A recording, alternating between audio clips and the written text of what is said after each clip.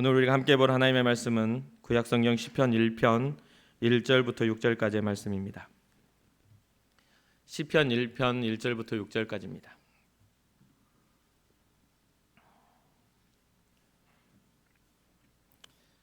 시편 1편 1절부터 6절까지의 말씀 한 절 한 절 교독하도록 하겠습니다. 복 있는 사람은 악인들의 꾀를 따르지 아니하며 죄인들의 길에 서지 아니하며 오만한 자들의 자리에 앉지 아니하고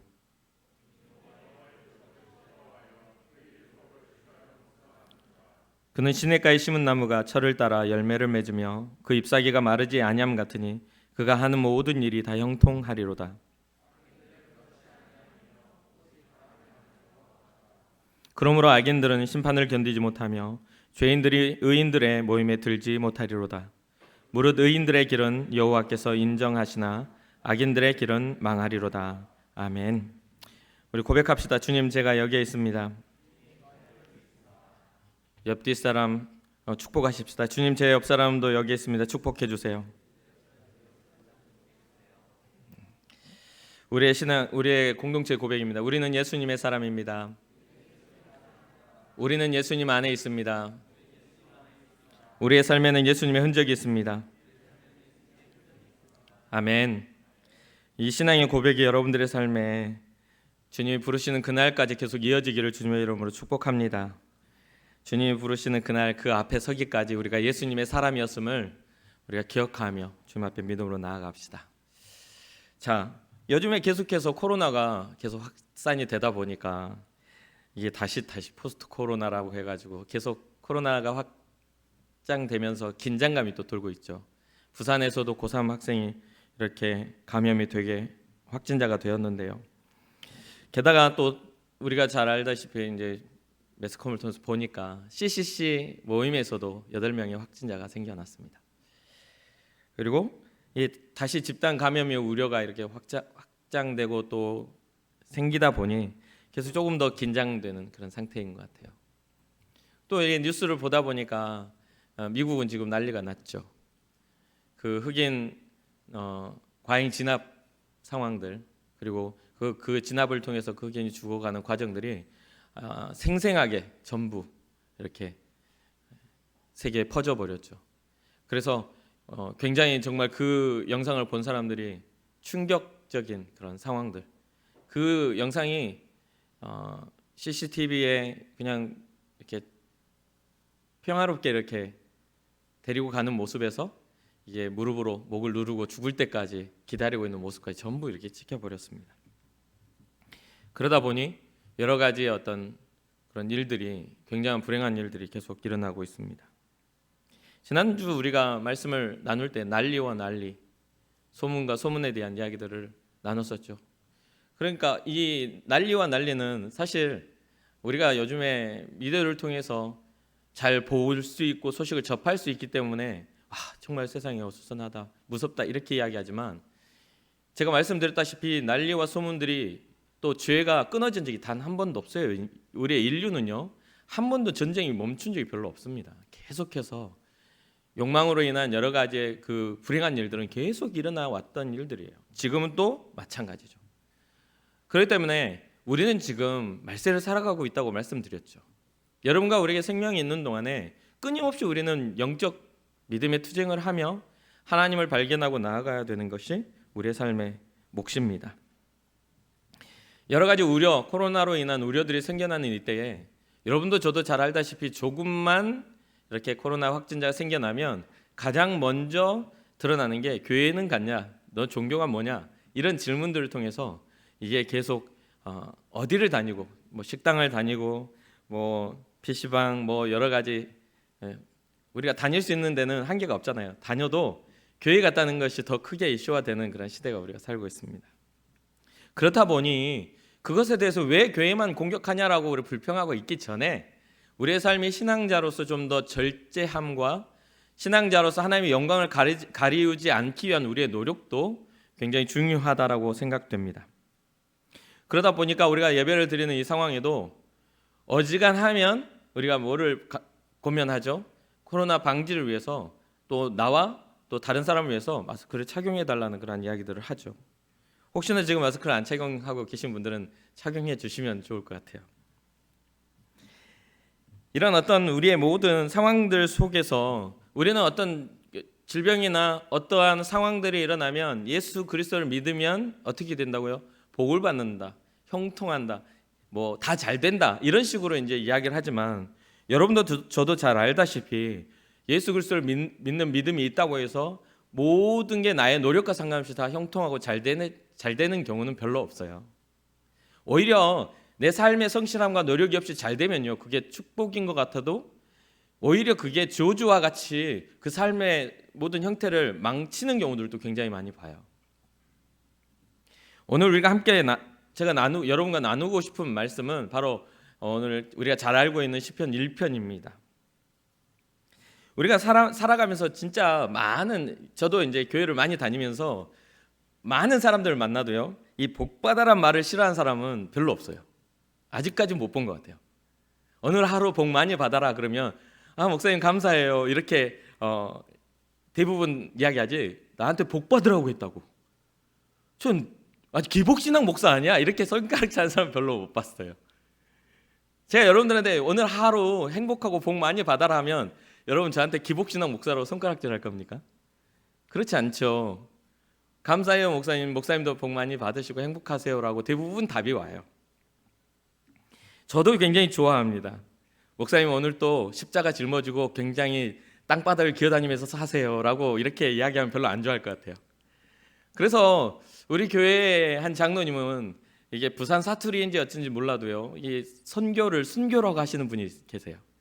그래서 네팔 선교나 태국 선교나 갔다 오면 목사님 순교 간다면서요, 이렇게 이야기해요. 그래서 저는 그 발음을 별로 안 좋아해서 장로님 순교가 아니라 선교입니다. 저는 죽기 싫어요, 이렇게 이야기를 농담처럼 하는 경우가 있어요. 그만큼 우리의 삶에 있어서 우리가 좋아하고 듣기 좋은 이야기들이 이렇게 있지 않습니까?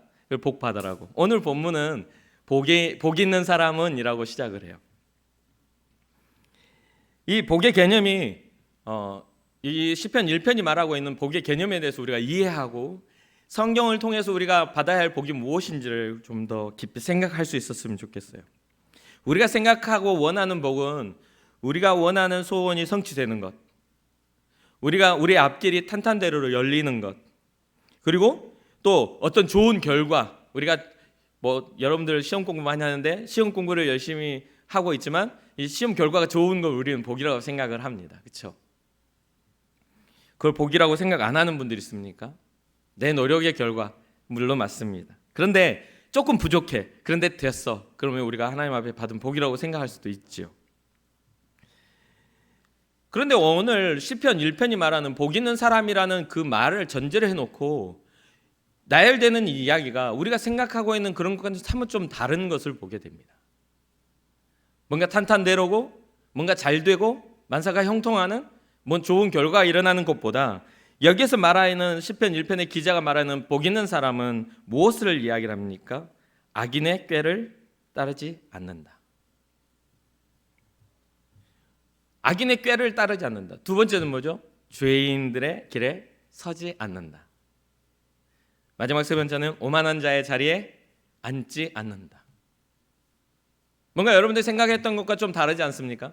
여러분들이 저에게 기도해 주세요 목사님, 저의 삶과 인생을 위해서 제가 정말 하나님 앞에 복을 누릴 수 있도록 기도해 주세요. 내가 이번에 수능을 다시 반수를 하거나 우리 큰아들처럼 수능 준비를 하는데 수능 결과가 잘 될 수 있도록 기도해 주세요. 이렇게 기도의 제목을 저한테 주는 사람들은 있을 수 있어요. 그런데 여러분들이 찾아와서 목사님 저를 위해서 기도해 주세요, 제가 정말 이 세상에 악한 그런 사람들의 꾀에 넘어가지 않도록 기도해 주세요, 정말 죄인들의 길에 서서 죄인들의 길을 가지 않도록 기도해 주세요, 내가 정말 잘 되고 내 집은 저는 태어날 때부터 금수저거든요, 오만한 자리에 앉지 않도록 기도해 주세요 한 사람은 아직까지 한 번도 못 본 것 같아요. 성경을 분명히 알고 있는데도, 대부분의 신앙생활을 좀 오랫동안 하면 이 본문을 알고 있는데도 이것에 대한 기도를 가진 사람은 별로 없어요. 여러분들은 어떤가요? 악한 자들의 꾀에 넘어가지 않도록 그게 나의 복 있는 사람으로서의 삶의 모습이라고 기도합니까? 죄인들의 길에 서지 않기를 위해서 기도합니까? 여러분들의 눈이 교만해지고 정말 하나님이 없어서 잘 살 것 같은 그 자리에 앉아서, 그런 모임에 앉아서 그런 것들을 괴로워하며 기도한 적이 있냐 이 말이에요. 여기에서 말하는 복 있는 사람은 마땅히 이 세 가지의 일에서부터 피하고 그곳에 어울리지 않는 사람을 복이 있다라고 오늘 본문은 이야기하고 있어요. 이 세 가지는요, 다른 이야기인 것 같아도 좀 더 어떻게 되냐면 확장하고 성장한 모습이에요. 악인들의 꾀를 따르지 않는다라는 것은요, 누군가가 유혹을 해서 그 꾀를 따를까 말까 지금 선택의 기로에 있는 거잖아요. 그렇죠?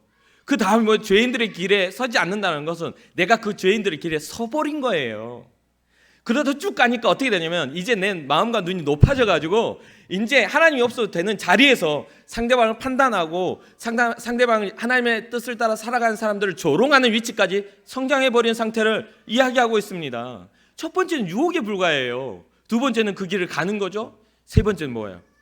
이제 악의 주체로서의 서버리는 모습을 정말 점진적으로 좀 보여주고 있는 것을 보게 됩니다. 구체화돼 가고 있죠.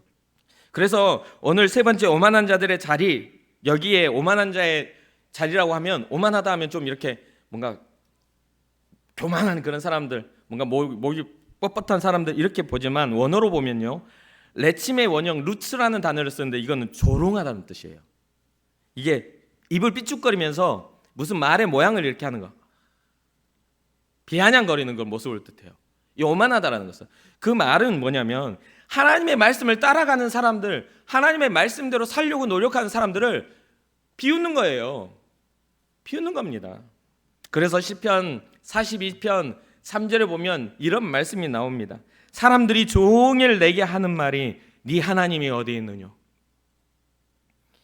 내 눈물이, 그런 말을 들으니까 이 하나님을 따라 살려고 했던 이 사람에게 네 하나님이 어디 있냐고 손가락질하니까 내 눈물이 종일 주야로 내 눈물이 흐릅니다라는 그런 고백을 해요.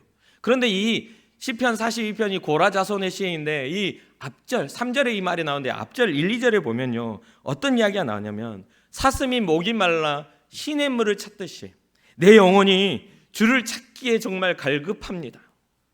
내 영혼이 하나님도 살아계신 하나님을 갈망합니다.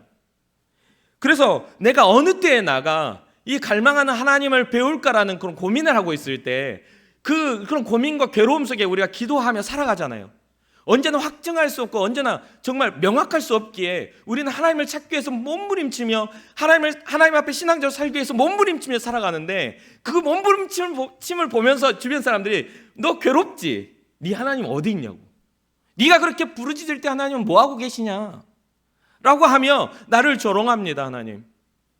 근데 이 신앙자의 마음은 하나님이 살아계심을 알기 때문에 종일 눈물로 하나님을 갈망하며 주님을 기대하고 있는데도 오만한 자의 눈은 비아냥거리고 손가락질한다는 거죠.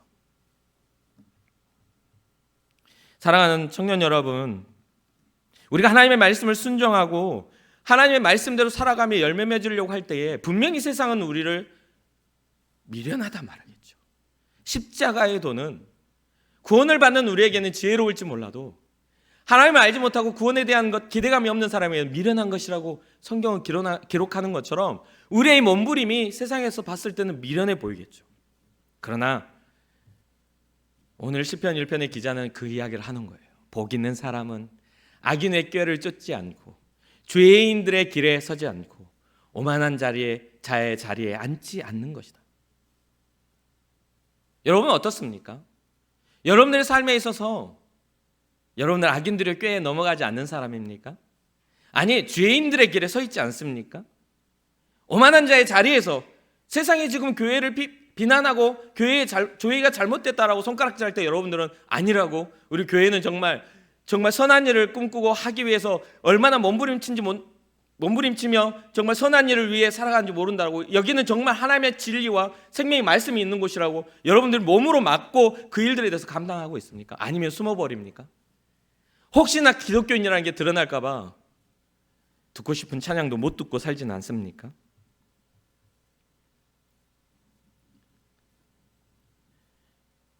우리는 연약하죠. 맞죠? 우리는 연약해요. 그래서 그 상황에 대해서 이겨내지 못할 때가 많아요. 그런데 이것을 이겨낼 수 있는 복 있는 사람이 그러한 것들을 따르지 않고 자리에 앉지 않으려고 살다 보니까 무엇으로 인하여 이 사람이 승리하냐면 2절에 나와요. 오직 여호와의 율법을 즐거워하며 그 율법을 주야로 묵상하는 자로다. 우리의 힘으로, 우리의 개념으로, 우리의 관계로는 이겨낼 수 없어요. 이게 진리가, 우리의 진리는 우리의 삶과 우리의 경험으로 세워지는 게 아니더라는 거예요. 성경이 말하고 있는 복이 있는 사람의 그 승리는 우리가 정말 뭔가 잘나서 이겨내는 승리가 아니더라는 거예요. 하나님의 약속을 믿는 자들이 복이 있는 사람들이라는 거예요. 하나님의 약속하심을 따르는 사람들이 복이 있는 사람들이라는 거죠. 그러니까 율법을 하나님의 말씀을 즐거워하고 그 말씀을 주야로 묵상하는 거예요. 하나님의 말씀을 즐거워하는 여러분과 제가 되기를 주님의 이름으로 축복합니다. 하나님의 말씀이 참된 진리임을 믿을 수 있는 믿음이 우리 가운데 있기를 소망합니다. 하나님의 뜻을 깨닫고 그 뜻을 묵상하며 생각하며 삶에 적용하는 사람이야말로 복 있는 사람이다. 여기서 말하는 주야로 묵상한다는 것은요, 뭐 말씀 달달달 외우고 뭐 이렇게 어떤 시간을 두고 뭐 어떤 그런 게 아니에요. 주야로 묵상하는 건, 낮과 밤을 묵상한다는 건 우리의 마음에 하나님의 말씀이 즐거워서 마음이 항상 우리의 마음에 영향력을 갖는 거예요. 영향력을. 하나님의 말씀이 영향력을 갖는 거예요. 그래서 주야로 묵상할 때 우리 어떤 선택을 하거나 우리가 어떤 방향을 결정할 때 주의 말씀이 우리의 선택과 방향을 결정해 줄 수 있도록 주님의 말씀에 우리의 마음을 드리는 것을 묵상한다 말하는 거죠. 잊어버리는 게 아니에요. 기억하는 겁니다. 기억해야 돼요.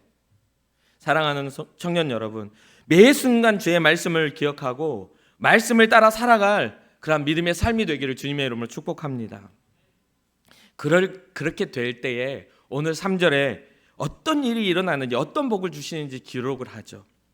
그는 시냇가에 심은 나무가 철을 따라 열매를 맺으며 그 잎사귀가 마르지 아니함 같으니 그가 하는 모든 일이 다 형통하리로다. 앞서 시편 42편의 목마른 사슴의 상황과 비슷하지 않습니까? 이 중요한 것은요, 42편에 고라 자손이 주님을 그렇게 갈망하고 찾아서도 그를 조롱하는 사람들이 있었어요. 네 하나님이 어디 있냐고 조롱을 했어요. 그런데 이 상황이 비슷한데 복을 보면 다 잘 된대요. 모든 일이 다 형통한대요. 그래서 이 말씀만 가지고 예수 안에 정말 하나님을 온전히 믿으면 실패 없이 다 형통한다라고 그렇게 해석을 해요. 정말 나를 가로막는 것들은 다 저주받아서 다 사라질 것처럼 생각을 해요. 근데 세상 살아가는 여러분도 잘 알다시피 여러분들의 회사의 사장이 아닌 이상 직원이면요, 주는 돈 따박따박 받으면서 시키는 대로 살아야 되는 게 우리의 인생입니다. 이 말은 뭐냐면 여기서 성경이 말하고 있는 이 형통한다는 말, 모든 것이 다 형통한다는 말에는요, 아까도 말씀드렸다시피 인생 잘 풀리는 것을 포함하지만 그것도 있지만 거기에 멈춰 있는 게 아니에요. 짤막한 단편적인 복이 아닌 성경이 이야기하고 있는 영원한 복에 대해서 이야기를 하고 있는 겁니다. 그런데 우리는요, 우리의 시점과 우리가 바라보고 우리가 알고 싶은 것의 복의 개념에서 멈추기 때문에 하나님이 우리에게 어떤 복을 주시는지에 대해서 우리가 더 확장하지를 못하는 거죠. 우리가 원하는 관계 그 이상의 것의 확장이 일어나지 않는 거예요. 오늘 본문에 이 모든 것들이 다 형통한다는 것은 그 시기와 때를 따라 어떤 일이 일어나냐면 악인의 꾀에 빠지려고 하는 사람들, 죄인의 길에 서려고 하는 사람들, 오만한 자리에 앉으려고 했던 우리의 인생이 죄의 말씀이 역사함으로 그곳에서부터 우리를 건지신다는 뜻이에요. 모든 매사가 우리를 하나님의 구원으로 길로 이끌어 가시는 형통을 말하는 겁니다. 로또 복권 당첨되고 인생 망하면 그게 무슨 복입니까? 그게 무슨 복이에요? 죽을 것처럼 사랑하고 결혼했는데 나중에 정말 죽이면 그게 복입니까? 그게 복이에요? 진짜 죽을 것처럼 사랑해서 결혼했는데 정말 죽여버리는 상황들이 많이 일어나잖아요. 사랑이 분노로 바뀌고 미움으로 바뀌고 모든 것들이 증오와 그런 일들이 일어나잖아요. 요즘에 세상에는요, 데이트 폭력도 흔하게 일어나는 일들 중 하나입니다. 그런데 그렇게 하면서 사람들이 뭐라고 하는지 아세요? 진짜 사랑해서 그렇다고 해요.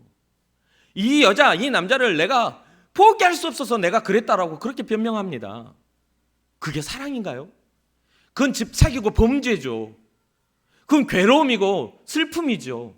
그런데요, 잘못된 관념과 잘못된 생각은 우리를 절망에, 우리를 괴로움에, 우리의 불행에 그런 일로 끌고 가버리고 말아요. 그렇다면 시냇가에 심은 나무가 철을 따라 열매를 맺으며 그 잎사귀가 마르지 아니함 같다라는 모든 매사가 형통한다는 것은, 하나님 보셨을 때 우리의 잎사귀가 마르지 않는 것은 세상에서 잘됨이 아닌 하나님 앞에서 구원받는 하나님의 자녀로서의 삶을 의미하는 겁니다. 자꾸 우리가 내가 원하는 그런 복에 갖다 맞추지 말란 이야기예요. 성실히 살다 보면 기도하지 않아도 세상 잘 살 수 있어요. 부자로 살 수 있어요. 근데 그 부자로 잘 삶이 하나님 앞에 멸망이 될 수 있는 거잖아요.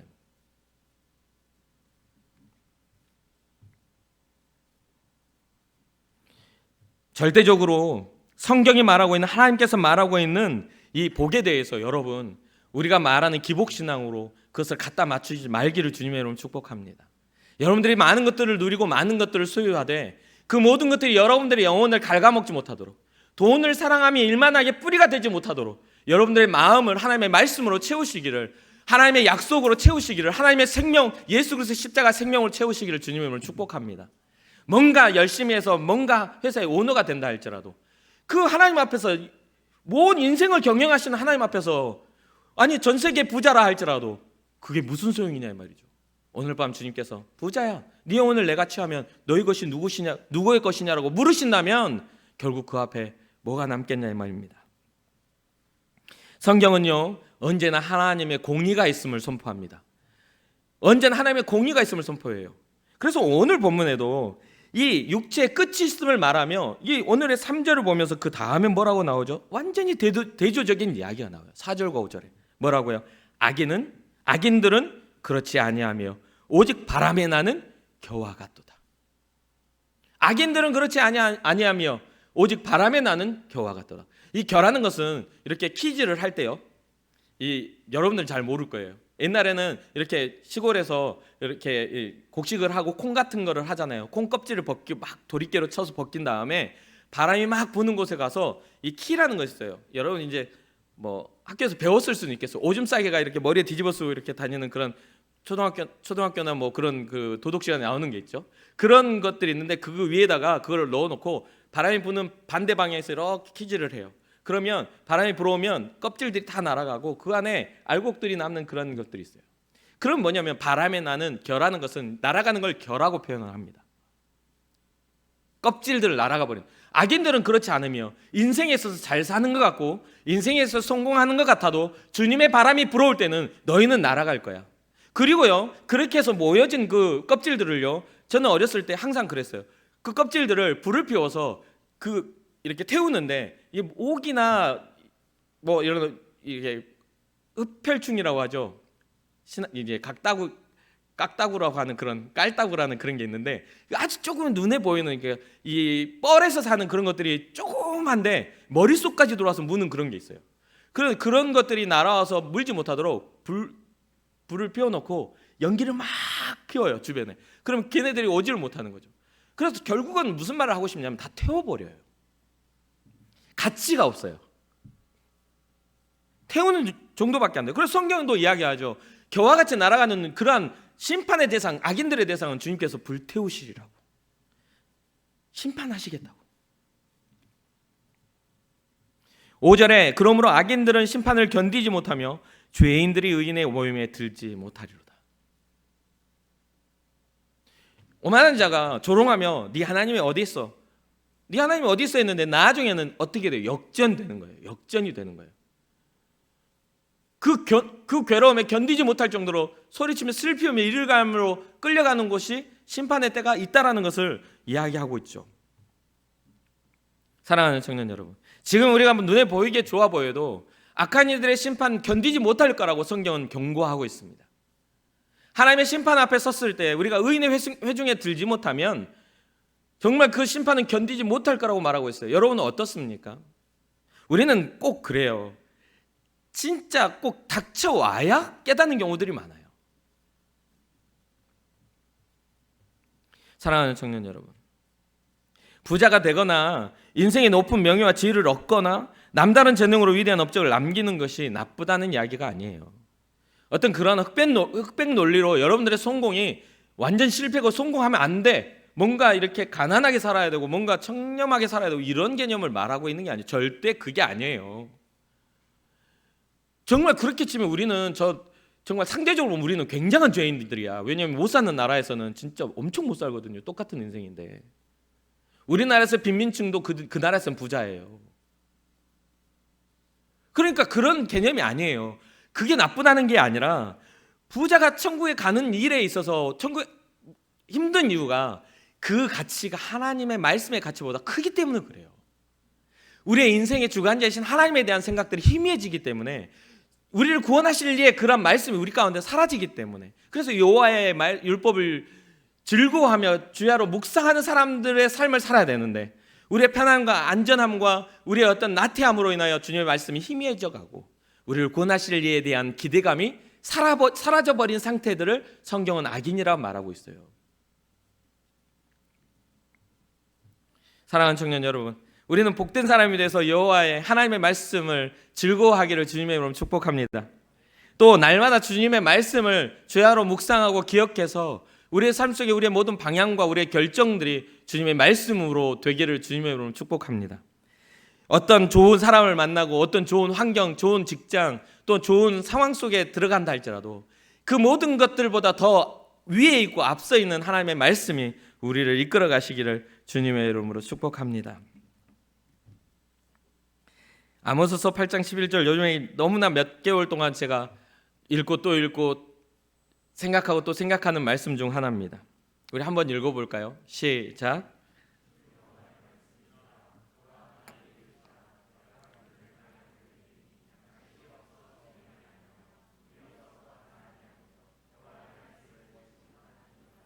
아멘. 여기서 말하는 기근을 땅에 보낸다는 말이 배고픔과 어떤 흉년을 보내겠다는 이야기가 아니에요. 하나님이 보내시는 기근은요, 하나님이 말씀하시지 않겠다는 거죠. 구해도 응답해 주시지 않겠다는 겁니다. 하나님을 부르짖어도 주님이 대답해 주지 않는 거예요. 하나님이 주여 주의 얼굴을 우리에게 보여주옵소서 해도 내가 얼굴빛을 너희에게 비춰주지 않을 거야.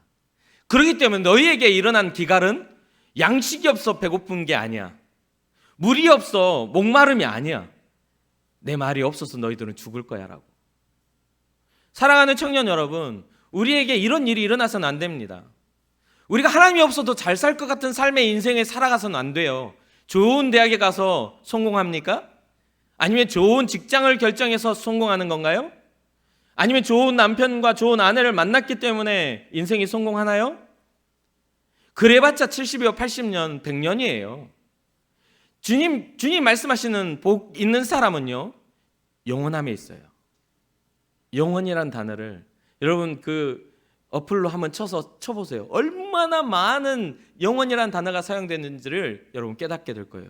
성경은 이 영원이란 단어를 엄청 많이 쓰고 있어요. 그런데 우리는요, 영원을 생각하지 않아요. 당장 있는 앞에 문제, 일의 해결에만 우리의 관심이 있어요. 지금 껄끄러운 내 삶의 문제 해결만 우리는 되기를 원해요.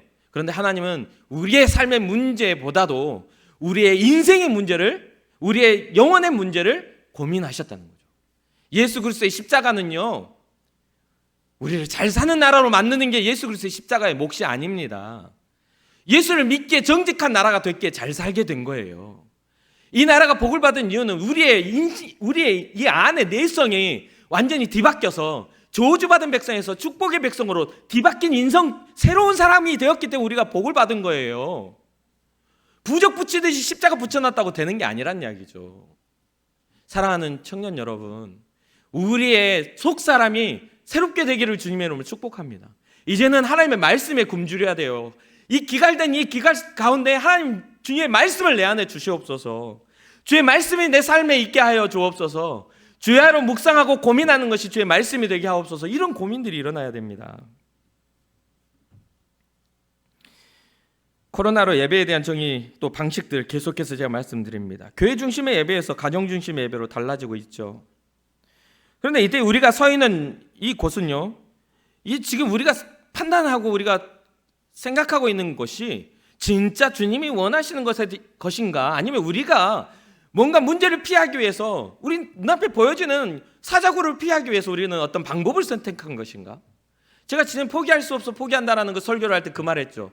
다니엘이 두려워한 것은 사자굴이 아니었다고. 다니엘이 두려워한 건 사자굴이 아니에요. 그가 두려워했던 건 영원하신 하나님의 말씀 앞에 자기가 서지 못함이 더 크고 두려웠어요. 그러니까 뻔히 조서에 찍힌 걸 알면서도 자기의 기도의 자리가 사람들이 다 보듯이 창문을 열어놓고 기도했다는 거죠. 어떤 기도를? 감사합니다. 세상이 말하죠. 또 많은 신학자들이 많은 교회들이 말합니다. 지금은 가정이 살아나야 할 때라고. 맞습니까? 맞아요. 그것은 어떨 때 살아나냐면요, 가정 부흥은 저도 꿈입니다. 가정이 부흥해야 돼요. 그런데요, 우리가 주님 앞에 예배하며 주님 앞에 나오는 이 믿음의 제단 위에 우리가 믿음을 세우지 않으면 결국은 내 뜻에 내 상황에 맞춰진 예배밖에 안 되는 거예요. 한두 번은 그럴 수 있지만 계속해서 그렇게 된다고요? 진짜 신령과 영으로 주님 앞에 예배할 수 있어요? 진짜 예배가 이벤트가 아닌 여러분 우리의 생명이 될 수 있을까요? 정말요? 여러분 온라인 예배를 드릴 때 지금과 같은 그런 마음의 자세와 지금과 같은 그런 하나님을 향한 열망, 갈망들이 끊임없이 지속될 수 있어요? 끝까지요? 찬양할 때 이 찬양 인도자들이 하는 감동이 같이 막 느껴져서 막 예배 드릴 때도 집에서도 일어서서 감격하며 손 들 수 있던가요? 몇 번이나? 몇 번이요? 한두 번은 신기해서 그럴 수도 있어. 집중도 잘 돼. 근데 3번, 4번, 아니 1년이 지나면 그럴 수 있을 것 같아요? 나중에 시청자가 될 겁니다. 시청자가 될 거예요. 하나님 앞에 예배자가 아니라 TV 시청자가 될 거예요. 구별하시기를 주님의 이름으로 축복합니다. 주를 향한 마음을 구별하세요. 그건 우리의 생명이에요. 예수 그리스도의 십자가는 우리의 생명입니다. 해도 되고 안 해도 되는 그런 의미가 아니에요. 그게 될 것 같으면 주님도 능력이 하나님이신데 원격으로 그러면 십자가 지셨겠지. 아니에요? 못하셨을 것 같아요. 12영이나 더 되는 영이 천군 천사가 있다고 했는데 그거 사용하셔야지. 왜 굳이 그렇게 미련하게 십자가 지고 골고다 언덕 올라가셨어야 돼요? 말도 안 되는 일이잖아요. 주님은 보여주셨어요. 자기의 생명으로 우리의 생명을 살리신다고. 내 생명을 다해 내가 너를 사랑한다고. 사랑하는 청년 여러분, 세상이 다 그렇게 된다 해도, 다 그렇게 말하고 그게 옳다고 말한다 해도 예수 사랑하는 우리는 그렇게 되면 안 돼요. 그렇게 되면 안 돼요. 한두 번은 정말 그럴 수 있지만 그게 우리의 진실인 것처럼 받아들여져서는 안 돼요. 우리가 죽기까지 주님 앞에 나아올 수 있는 신앙이 우리 가운데 있기를 소망합니다. 여기서 이제 마지막으로 말씀드리고 싶어요. 여러분 어떠한 삶을 살고 있습니까? 여러분들이 서 있는, 여러분들의 선택한 길은 어떤 길입니까?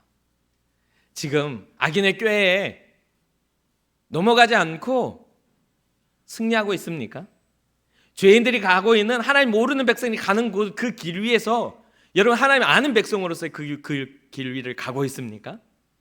오만한 자들의 조롱 앞에서 여러분 당당히 나는 예수 그리스도의 사람이라고, 나는 그래도 주님이 나의 생명이시라고 선포하며 살아가고 있습니까? 정말 하나님의 말씀을 주요하러 기억하면서 하나님의 말씀대로 살아가고자 하는 그 순종이 정말 최소한의 신앙의 양심 가운데, 우리의 신앙의 중심 양심 가운데 일하고 역사하시는 은혜가 있기를 소망합니다. 그 순종이 있기를 소망해요. 여전히 그냥 교회에 와서 예배하는 정도, 코로나라고 하는데도 내가 와서 예배 드렸는데 내가 이 정도면 됐지, 대가 지불과 같은 어떤 여러분들의 행위가 하나님 앞에서의 대가 지불과 같은 그런 느낌으로 살아가고 있지는 않습니까? 여러분 조심해야 합니다. 적당한 죄책감에서 벗어나려고 여러분들의 행위를 행하지 않기를 주님의 이름으로 축복합니다. 우리의 모든 행위는 우리의 신앙적 죄책감에서 벗어나려고 하는 게 아니라 주를 향한 사랑으로 우리 주님 앞에 나오는 거예요. 절대로 헷갈리면 안 돼요. 십자가의 신앙, 우리가 보면은 금요일, 수요일, 새벽기도, 또 주일에 드리는 예배, 이 행위에 우리가 의미를 두는데요, 신령과 영으로 드려지지 않는 그런 예배는 아무런 의미가 없어요. 절대 지불하지 마세요. 신앙의 행동으로 여러분들 신앙을 증명하려고 하지 마세요. 신앙은 우리의 믿음으로, 우리의 중심으로 주님이 증명해 주셔야 될 일이죠. 최소화하는 것, 우리가 신앙자이기 때문에 살아가야 할 당연한 것을 우리의 의로 내세우지 말라는 거예요. 언제든지 그 자리가 없어지면 없어져 버릴 거 아닙니까? 오늘 본문의 마지막에 나온 말씀, 그 답이 있어요. 무릇 의인들의 길은 여호와께서 인정하시나 악인들의 길은 망하리로다. 사랑하는 청년 여러분, 복은 일회성이 아닙니다. 그리고 복은 계속해서 이렇게 이어가는 새로운 나의 소원으로 인해서 갱신되는 게 아니에요. 성경이 말하는 복은 영원한 생명임을 꼭 잊지 마시기를. 주님 앞에 심판 앞에 섰을 때 의로운 자의 심판, 의로운 자의 축복을 받는 여러분과 제가 되기를 주님의 이름으로 축복합니다. 이제 마지막으로 진짜 우리 첫 번째 있죠. 복 있는 사람은 악인의 꾀에 빠지지 않습니다. 죄인들의 길에 서지도 않아요. 오만한 자의 자리에 앉아서 조롱하지 않아요. 우리는 그 반대에 서 있는 사람들이야. 악인의 꾀가 있을 때 그 꾀를 피해가고, 죄인들의 길이 있을 때 그 길을 피해가고, 오만한 자의 자리에 앉은 자들의 조롱거리가 우리는 될 겁니다. 그래도 우리는 당당하죠. 왜? 우리 주님이 나의 생명이시니까. 그러한 복을 가지고 주님 앞에 나아가는 우리의 삶이 주님의 것이라고 고백할 수 있는 은혜와 복이 있기를 주님의 이름으로 축복합니다.